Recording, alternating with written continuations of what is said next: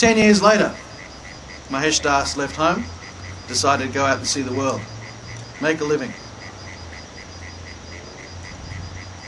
And the first place he decided to visit was Agra. Seemed to make sense. And he wandered around the streets and he looked at the fine booksellers, carpet makers. He found all kinds of different clothing. Of course, he couldn't afford it because he was kind of poor. But the one thing he couldn't keep his eyes off was the palace. It was huge and it dominated the city of Agra, and it was right next to a river. And so he headed over to the palace and he saw all these people going up to the gate of the palace, and a lot of them were being turned away. And a lot of them looked a lot richer than he did. So he wasn't real confident. But then he remembered, I got the ring. So he joined the line, and finally it was his turn to see the sentry. 8 people in front of him just got turned away. And the sentry said, "What can we do for you, boy?" And he said, I've come to see the Emperor. He said, "What? You come to see the Emperor? You? A boy? Wearing rags for a shirt?" He said, "That's right."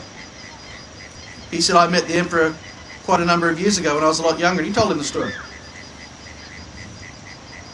And he said, "Look, I've got the Emperor's ring here to prove it." And he said, "I just had to show it to you and you let me in." And the sentry scratched his beard and said, I don't know. Man standing behind him said, "You know, that's no ordinary ring. I think you better let him inside, just in case." And he said, "All right, I'll tell you something, boy. I'll let you in on one condition. The Emperor is very famous for his generosity.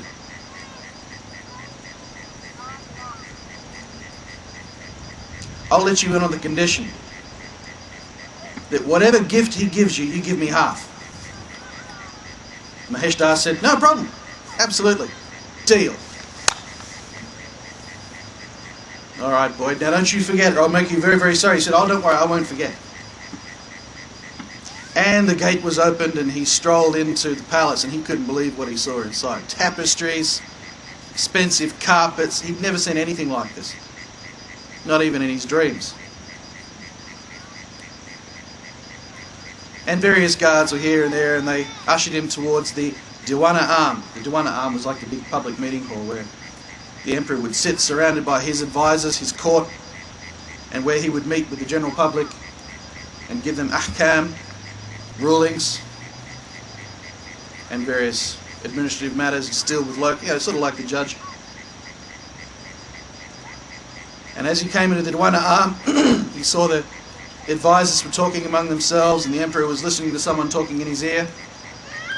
One by one, as he strolled in, people began to look up and wonder why this boy wearing rags was walking through the Diwana Arm towards the Emperor, unaccompanied, just a boy. And one by one they stopped their little conversations and watched him, and the room started to go quiet. The Emperor noticed the room was going quiet, and he looked up and he said, "Could this be Mahesh Das that I met on the crossroads when I was out tiger hunting?" Mahesh Das said, "Yes, Jahan Pana, I'm grown up now, and as you promised me, I've come to visit you in Agra, and I brought your ring." And he says, "Come up here, boy. I promised many years ago that I would reward you for your help, and I will do it." He said, "You name anything, anything, and it shall be yours." He said, "Anything? Anything you want. Just name it, and it's your gift." He said, "I can never thank you enough for helping me get back to my palace." Birbal thought about it.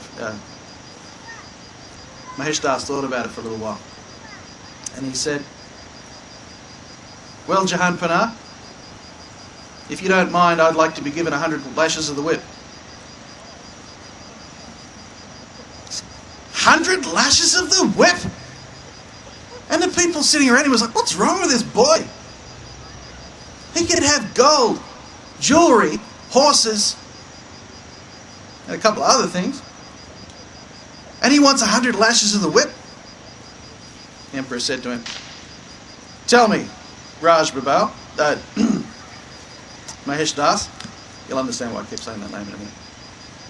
Why would you want such an unusual, bizarre gift? And he said, well, there's a sentry out the front, you see, and he only let me in on the condition that I give him half of whatever gift you give me. So I'm happy for you to give me 50 lashes right here and give the other 50 lashes to him. The emperor started to laugh.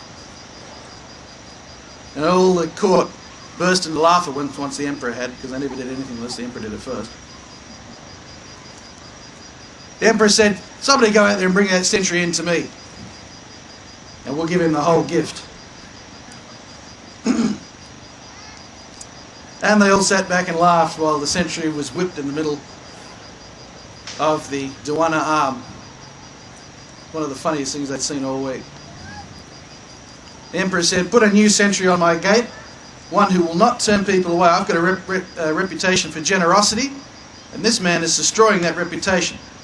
So he's the guy who meets people outside. Who knows how many good people have been turned away from justice by this sentry, just because of his greed. And he said to Mahesh Das, he said, you come and sit down next to me. He said, from now on I want you to stay here in Agra, and I will make you my closest and dearest advisor. And you will sit with me and you will advise me and you will counsel me, and hopefully you will amuse me as much as you have today. And he said, from this day forward I will call you Raj Birbal, and let you be known through the kingdom. And there were great cheers and claps.